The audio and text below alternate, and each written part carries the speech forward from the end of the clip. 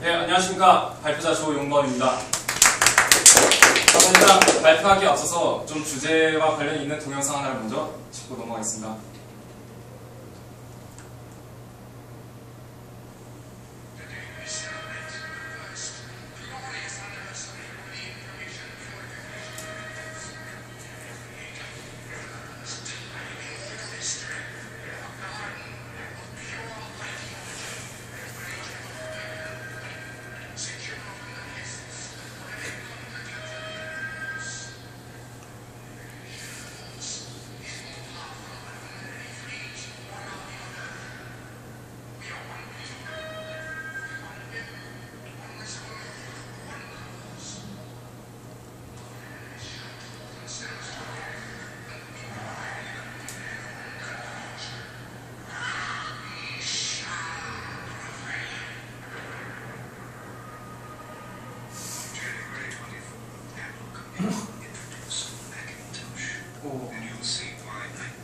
예, 여기까지 보겠습니다. 방금 보셨던 본 동영상은 1984년 애플이 처음 컴퓨터를 출시할 때 냈던 광고입니다. 그 당시 컴퓨터를 가장 많이 생산하던 IBM을 1984라는 소설에 나왔던 빅브라더로 묘사를 했고, 자신들은 해머를 던져서 그 빅브라더의 반기를 드는 영웅으로 묘사를 했습니다. 당시 그런 기업 간의 광고에 그런 소설적 요소를 넣는다는 것은 생각지도 못한 거였고, 그건 사람들한테 많은 충격을 주었습니다. 그래서 제가 오늘 할 주제는 바로 충격의 광고. 네, 충격의 사전적 의미를 보면 뭐 이런 게 있는데요. 제가 오늘 언급하고자 하는 건 이런 정신적으로 뭔가 내가 감명을 받든지 아니면 문화 충격, 그런 뜻으로 의미를 제가 살려보고자 합니다.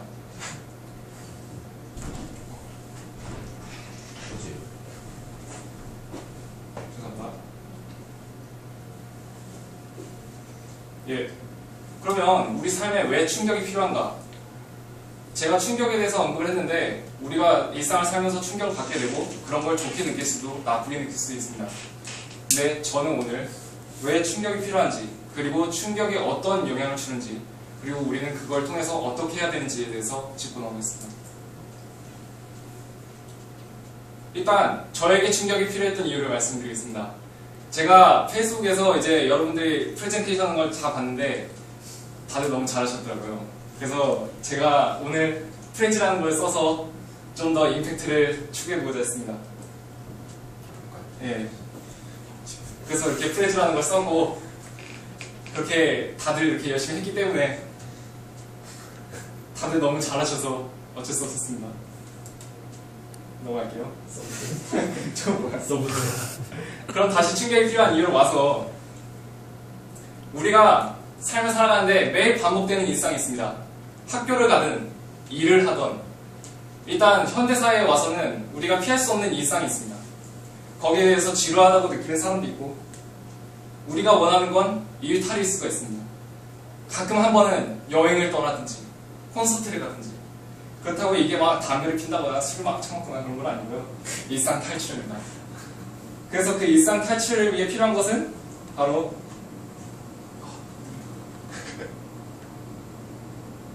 그 방법은 바로 충격이 될 수 있다는 겁니다. 뭐 클릭 안 되나? 예, 이게 안 됩니다. 지금 우리는 지금 뭘 하고 있는가? 아까도 말했듯이 현실적인 문제로 취업이 있습니다. 일단 자본주의 사회인 만큼 돈이 있어야 되고, 그리고 당신은 진정 원하는 것을 찾았나? 일을 하면서 내가 그 일에 정말 워커홀릭으로 난 이 일 정말 좋다, 이 일에 평생을 묻을 수 있겠다라는 생각을 하고 있으면 별 상관이 없을 수 있지만, 대다수의 사람들은 자기가 정말로 원하는 게 뭔지 모르고, 그리고 자기가 지금 대학도 다니지만 자기의 전공이 자기가 맞다고 100% 확신하는 사람은 많이 없습니다. 그럴수록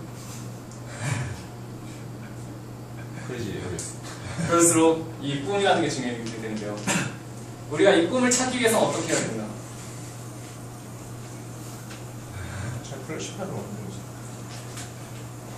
왜 충격을 받는지, 우리가 충격을 받기 전에 일단 살펴봐야 될 게 있습니다. 만약 아이들이 처음 아무것도 모를 때 사람이 사람을 죽이는 걸 봤다면 그게 충격으로 다가올까요? 여러분은 사람이 사람을 죽인다는 게 나쁘다고 알고 있습니다. 그리고 그것으로 인해서 그게 죄가 되고 처벌을 받을 수 있다는 것도 알고 있습니다. 그것이 바로 여러분들 마음속에 있는 고정관념이나 편견일 수가 있습니다. 그런 예도 있지만 내가 이 도서관에서 항상 공부만 해야 된다. 그게 아닐 수도 있잖아요. 소설을 읽을 수도 있고 어느 때는 그냥 누워서 조용한 기분을 느끼고 싶을 때도 있습니다. 그런 각각의 차이들을 해야 되는데 이런 식으로 고정관념이 있을 수가 있어요. 그런 고정관념 때문에 우리에게 더 충격이 크게 다가오는 것일 수도 있습니다. 마지막 줄 뭐야? 우리에게 충격이 될 수 있는 요소는 뭐 이런 것도 있을 수 있지만 가장 요즘에 제일 쉽게 접할 수 있는 건 바로 문화 텍스트입니다. 문화 텍스트란 일단 텍스트라는 말을 먼저 짚고 넘어가야 되겠는데요. 텍스트는 글만을 의미하는 게 아닙니다. 음악, 영상, 뮤직비디오, 영화 모든 것이 될 수 있습니다. 공연이 될 수도 있고 문화와 관련된 모든 것을 아우르는 게 바로 문화 텍스트입니다. 지금 보고 이건 너무 일단 제게 있어서 충격이었던 것은 바로 SF 영화였습니다. 왜 충격이었나? 제가 첫 번째로 SF 영화를 봤던 건 6번째 날이라는 거였는데요. 이 영화는 아노드 슈워제네거가 나와서 갑자기 인간 복제를 합니다. 그게 되게 개연성 없는 이야기지만 제가 처음에 봤을 때는 상당히 충격적이었습니다.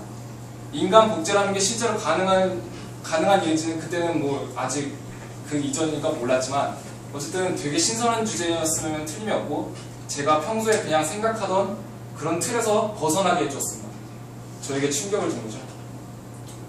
그랬는데 그게 점차 현실로 나가는 겁니다.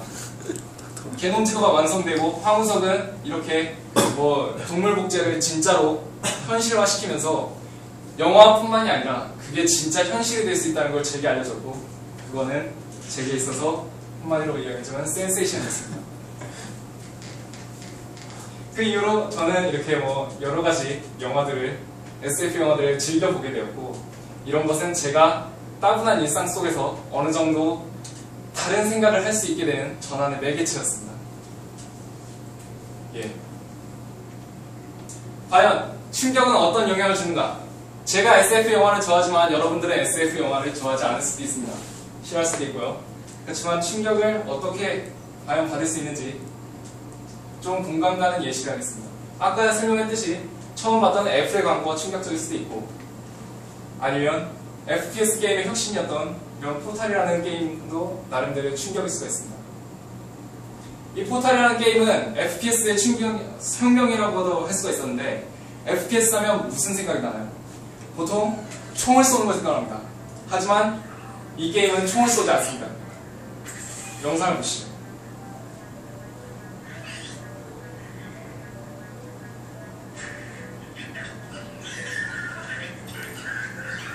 파괴하는 것에서 지나서 일종의 퍼즐을 맞추는 그런 게임을 추구를 한 것입니다.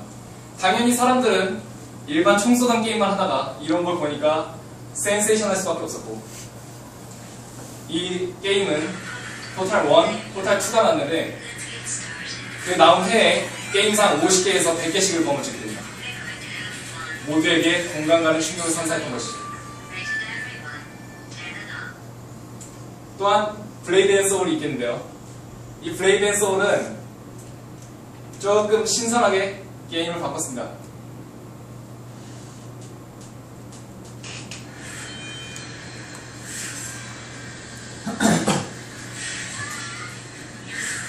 보통 게임을 생각하면 강한 것, 센 것, 큰 것을 생각하게 됩니다.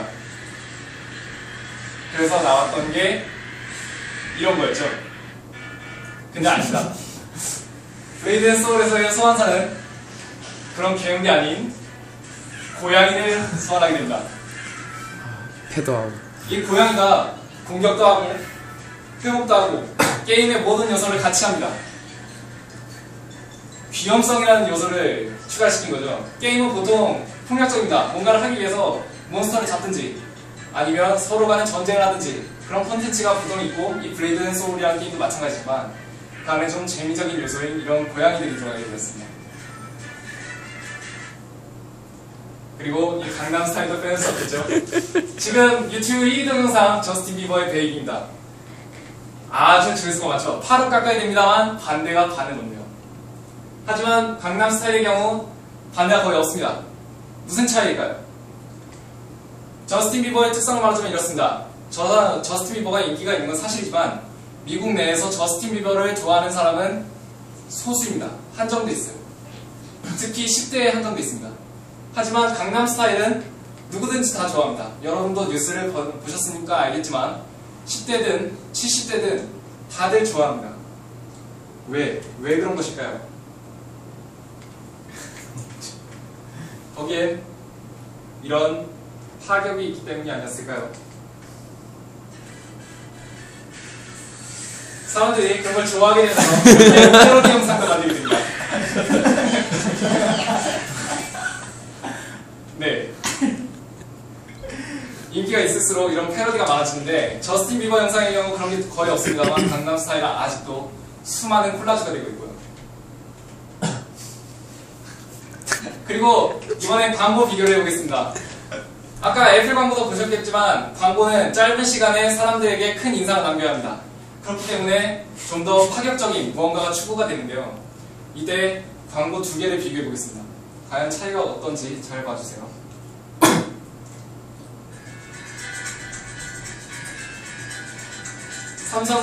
삼성이 광고했던 냉장고 광고입니다. 앞에 물병 보시죠. 삼성은 단순하게 생각했습니다. 냉장고의 용량을 리터로 재는 만큼 물을 부어보자. 왜? 물의 단위를 리터니까 물을 넣어보자고 한 겁니다. 그래서 직접 냉장고에 물을 부어놨습니다. 이렇게요. 하지만 러시아의 광고는 뭔가 다릅니다. 러시아의 버스 광고입니다.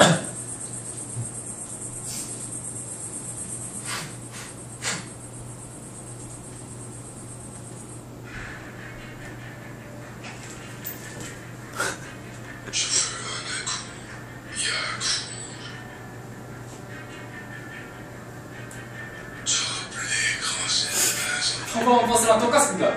근데 쿨하대요. 편하고 큰 위도 큰 창문 그리고 청지 버튼 그리고 손잡이 그리고 버스 정류장이 있습니다. 뱀보다 키가 큽니다. 그리고 쿨합니다. 그리고 저녁에도 운행을 합니다. 쿨하죠?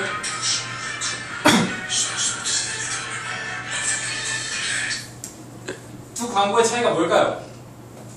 둘 다 똑같이 평범하게 주변에서 볼 수 있는 소재입니다. 하나는 냉장고, 하나는 버스. 우리가 일상생활에서 24시간 동안 안 접할 수가 없죠. 사회에서 생활하다 보면. 그렇지만 두 광고는 각 사물을 다르게 해석했습니다. 삼성은 단지 그 사물의 장점을 부각시키려고 했고 그 반면에 러시아의 버스 광고는 일종의 감성을 집어넣는 겁니다. 보는 내내 웃음이 가시지 않게 되죠. 그러면서 사람들의 뇌에 강한 인상을 남기고 결국 사람들의 인상에 남는 건 이 버스가 됩니다. 보면서 느낄 수 있었던 것은 일반적인 생각보다는 파격이 우리의 뇌리에 좀 더 잘 남는다는 것입니다. 그렇다면 그 충격의 효과는 무엇일까요? 발터 베냐민이라는 사람이 있습니다. 이 사람은 19세기부터 20세기 살았던 사회과학자로 모더니즘이 있던 시절에서 포스트 모더니즘을 외친 사람입니다. 포스트 모더니즘이 뭐냐? 방금까지 여러분이 보셨던 겁니다. 충격, 파격. 모더니즘이란 이렇습니다. 현대사회가 되었으므로 우리는 좀 더 정형화된 무언가를 해야 된다. 하지만 이 사람은 반기를 들었죠. 그런 정형화된 거에서 다시 파괴를 해야 된다. 우리는 파괴를 통해서 기존관념의 파괴를 하고 그리고 그걸 통한 새로운 가능성을 보았습니다. 여러분에게 냉장고가 있습니다. 버스가 있습니다. 방금 광고를 봤지만 냉장고와 버스 광고는 분명히 다릅니다. 기존의 것에서 장점을 부각시키느냐, 아니면 그 이외의 것에서 무언가를 찾아서 다시 발굴해내느냐, 그것이 있기 전에 우선 우리는 기존의 그것이 어떤 것인지 그것에 대한 생각을 한번 뒤집지 않을 수 없었습니다. 그런 식으로 기존관념에 파괴를 해야 되고 발상의 전환을 해야 됩니다. 그리고 자신의 이야기를 담아서 이 버스가 왜 좋은지, 그런 게 나한테는 어떤 게 좋았다 라는 스토리텔링을 해야 됩니다. 그래서 그 결론은 멈추지 않는 도전입니다. 파격을 위해서는 여러분이 항상 생각의 전환을 해야 됩니다. 굳이 이렇게 광고를 한다고 그 광고에만 파격이 되는 게 아니고 여러분의 일상생활에도 파격을 할 수 있습니다. 항상 평소 생활에 불만을 나타내지 않고 오늘 10시에 진행하는 싸이 콘서트에 가볼 수도 있습니다. 그런 식으로 가서 공연을 느껴보고 그런 식으로 파격을 느끼면서 내가 다음에 어떤 도전을 해야 되는가, 그리고 이로써 나에게 무엇을 얻게 되는가, 그런 것을 생각해봐야 하지 않나 싶습니다. 발표 마치겠습니다.